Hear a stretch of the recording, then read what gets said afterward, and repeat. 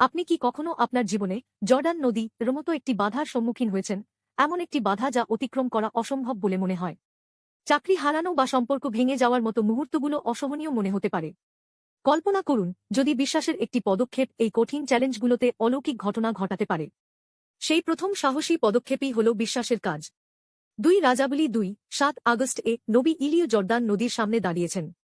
তিনি তাঁর চাদর গুটিয়ে জলে আঘাত করেন এবং জল দুভাগে বিভক্ত হয়ে শুকনো জমি প্রকাশ পায়। ইলিয় এবং তাঁর শিষ্য ইলিশা সেই পথে পার হন।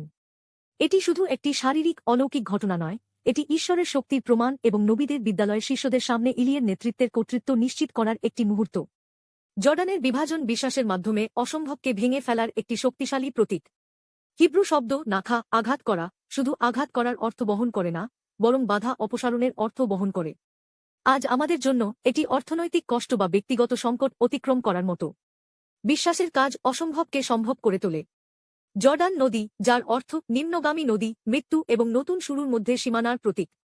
এটি ইসরায়েলীয়দের প্রতিশ্রুত ভূমিতে প্রবেশ এবং মসির সময় লোহিত সাগরের বিভাজনের স্মৃতি জাগায়। আমরা সকলেই জীবনে বাধার সম্মুখীন হই, পাপ এবং মৃত্যুর নদী, যা অতিক্রম করা অসম্ভব বলে মনে হয়। কিন্তু কেউ আমাদের জন্য ইতিমধ্যে সেই নদী পার হয়েছেন। তাঁর ক্রুশে মৃত্যু এবং পুনরুত্থানের মাধ্যমে যিশু পাপ এবং মৃত্যুর নদীকে বিভক্ত করেছেন, আমাদের জন্য চিরন্তন জীবনের পথ খুলে দিয়েছেন। যিশুতে বিশ্বাস করা মানে বিশ্বাসের একটি পদক্ষেপ নেওয়া, যেমন ইলিয়া তাঁর চাদর দিয়ে জর্ডানে আঘাত করেছিলেন, আমাদের ভয় এবং দুর্বলতা ঈশ্বরের হাতে সমর্পণ করা এবং তিনি যে নতুন পথ খুলে দিয়েছেন তাতে চলা। আজ আপনার জীবনের জর্ডান নদী কি?